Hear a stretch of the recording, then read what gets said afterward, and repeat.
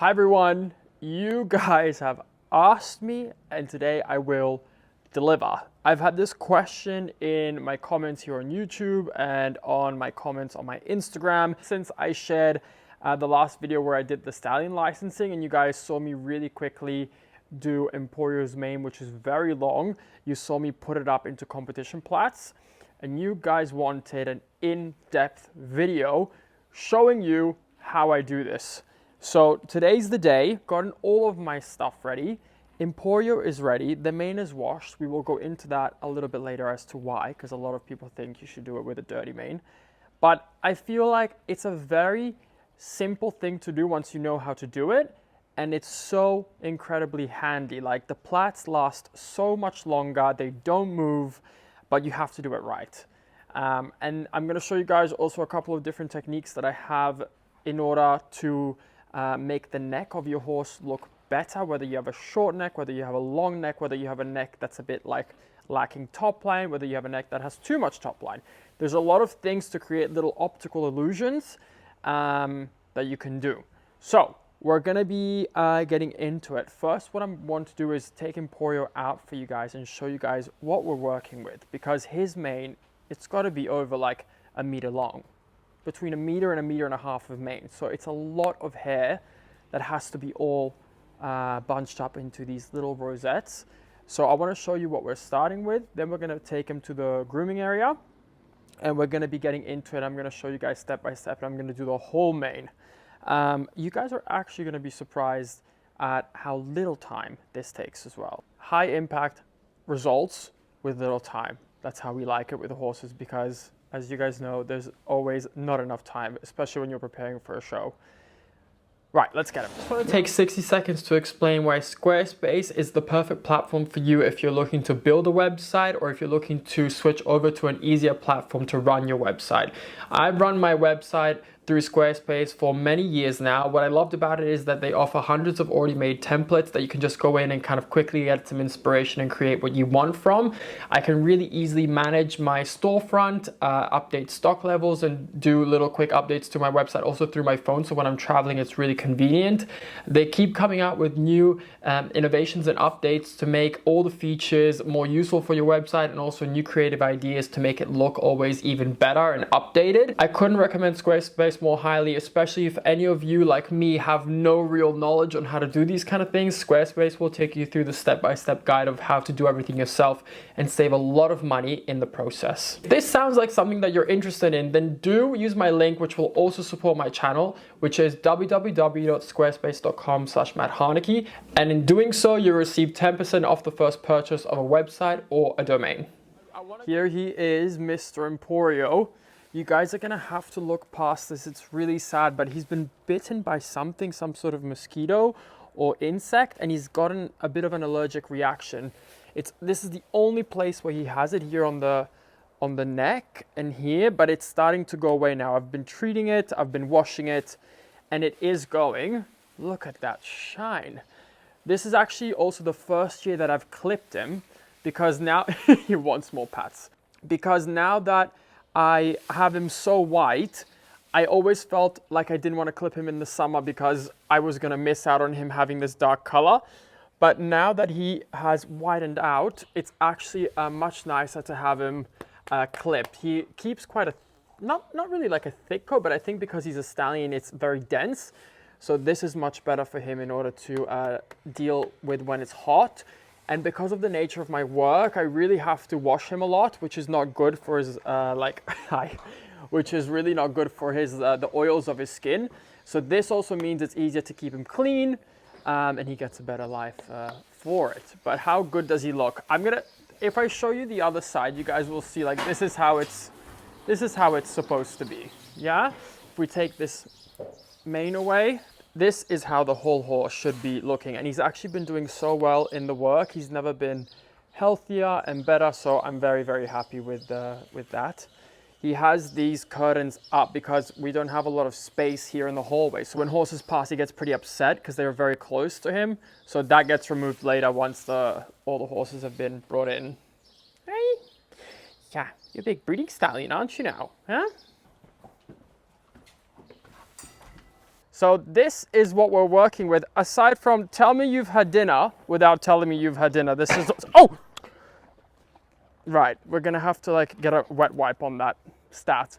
But this is the mane that we're working with. So as you guys can see, it's very thick, it's very long. You guys will notice even better once it's brushed out because it's just been freshly washed.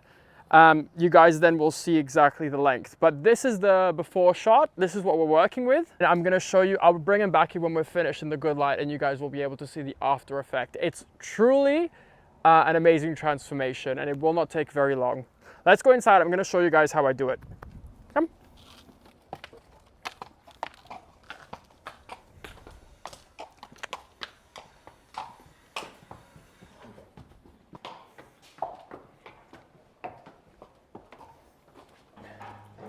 Let's talk a little bit about like, don't do that please.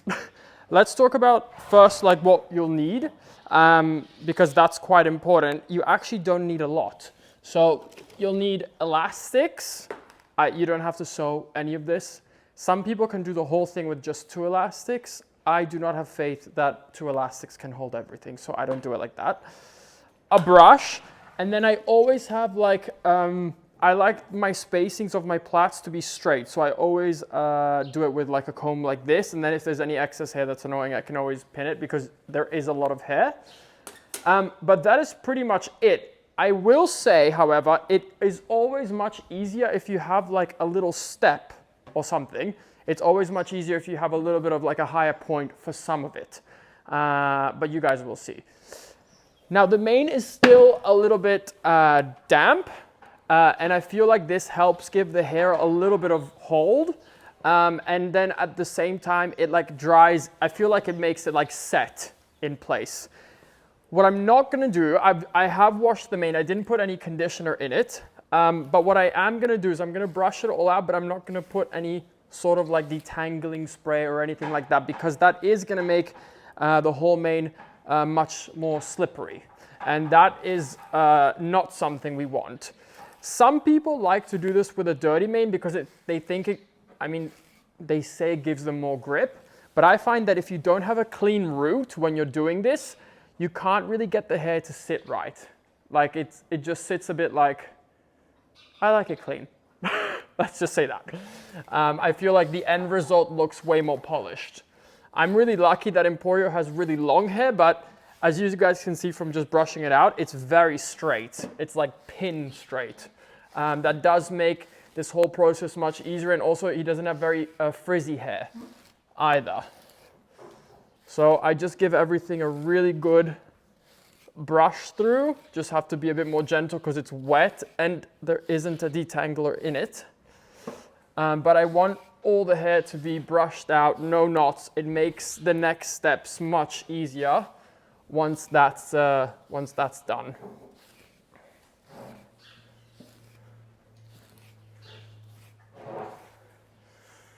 Right, so this is what we're working with.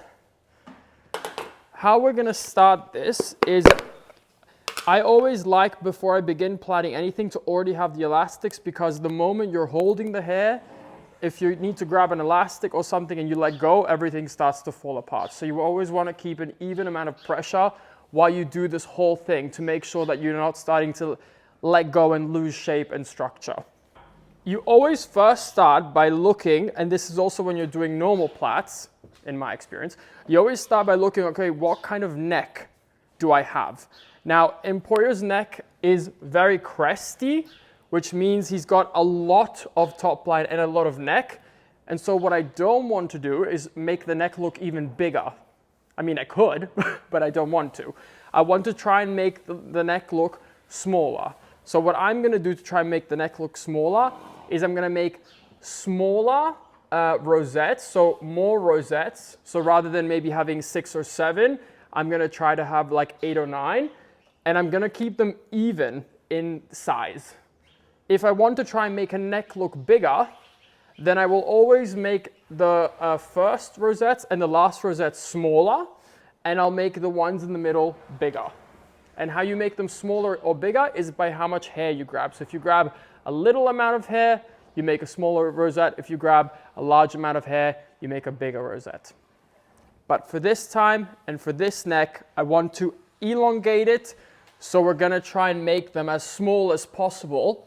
But of course, because we are doing it this way with long hair, you cannot also make them too small.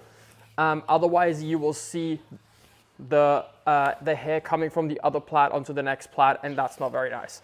So it is something you need to like play around with a little bit and see what's gonna work for you and your horse. So we're gonna start with just making a normal braid with 3. I plait on top. Some people plait backwards. I think plaiting on top looks nicer for this. And I'm gonna keep the tension and plait quite tight because this is like the foundation of the rosette. So if I plait too loose, it will come undone. It will not hold its shape. Now, I don't need to plait down very far, but what some people will do now is rather than put an elastic on it, they will just go ahead and feed the hair through and continue it on. I do not have that kind of faith in my braiding skills, so I will just close it off here, and keeping the tension on long hair while you do it up is tricky. Oh, actually, I didn't even mention, one thing that I always do naturally is I do 2 elastics because I also do not have faith in 1 elastic. Little faith in anything. Once we have this is essentially our first plait made. So once we are at this stage, what you're gonna do, the concept is that we're gonna take this plait and feed it through the base of the wings, pull it all the way through. So all this hair has to go through. Then this hair will come around and join the next plait. Easier said than done, because how do you bring all this hair that's at different lengths through here? Well, it's actually quite simple. So with your hand, you're gonna create, and it's a little bit tricky because you did plait tight, but you're gonna create a bit of a hole. Now, don't grab your hair from here and try and put it all through, because that's gonna be very difficult. Grab the base of your elastic, and with 2 fingers here, I'm holding the kind of hole open that I've made. And then with my thumb, you see here, I'm just pushing it through. I first grab all the hair out, and then I pull this nice and tight across. That is your first rosette. You can choose to have it a little bit more out. I always like to have them quite tight inside, but you can see that if you don't plait this with even contact, you are gonna have a very loose rosette, and that will not last very well. So next step is we're gonna go the same size over. I actually might make it just a tiny bit bigger, but this is what I meant with I want to have straight lines. I want to have it really neatly across. We're gonna make 3 sections again, but this time I'm gonna make the middle section a little bit smaller. Hold on, grab it from here.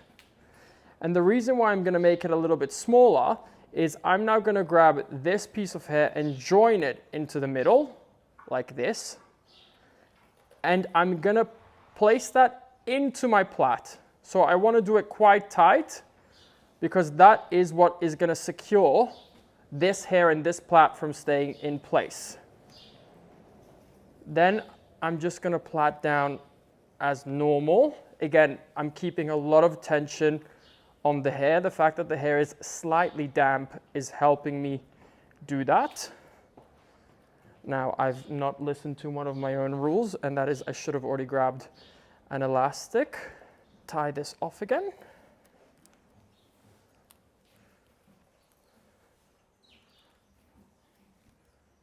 Like this. And now we're gonna repeat the process, but you now have this in the way when you're gonna try and pull this through. And if you're not careful, you're gonna end up loosening this whole section. So just go underneath again. We're gonna make a little hole here. We're gonna feed this through, but as I feed it through, I'm gonna hold this section so I don't push that out of the way. Okay? In the back, helping create that hole, keeping all the hair out of the way, because even if you have like a small group of hair, it will stop your braid from going through. Now I'm still gonna hold this as I pull, And now you've got your second one. Now I did make this a little bit bigger, but that's because I didn't want you guys to see this plait here in the front, because you still need enough hair, and his hair is quite thick, you need enough hair to hide it. Otherwise you will see the braid. We're gonna give you guys a view from this side now. So you can see these are the two pieces of hair that have come through. I'm gonna lift up my plait and create a little hole again. And I just do that by, you can see that there's like naturally gonna be a hole between the two folds of the hair. And then I stick my thumb through it, and with these two fingers, I kind of just like make the entrance space a little bit bigger. Through like this, I'm gonna grab it, hold down, careful not to pull out the other hair. I'm just gonna feed all the hair through before doing my final pull through here, and we've got the next plait. I'm gonna go ahead, we're gonna do a time lapse. I'm gonna go ahead and do the whole mane. I'm gonna take you guys through how to do the last one, because that's a bit more complicated, because obviously you don't have anywhere to feed it through to. But I will be back very shortly, so enjoy the process. I hope it's satisfying.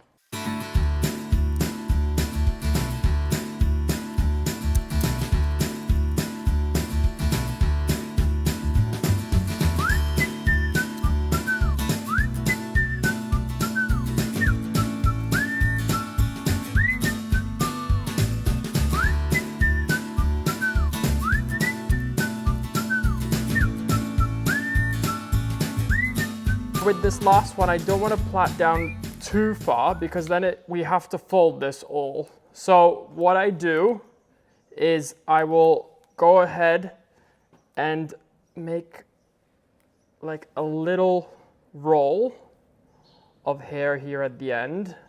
It's not going to look the prettiest. The last plait never looks the prettiest.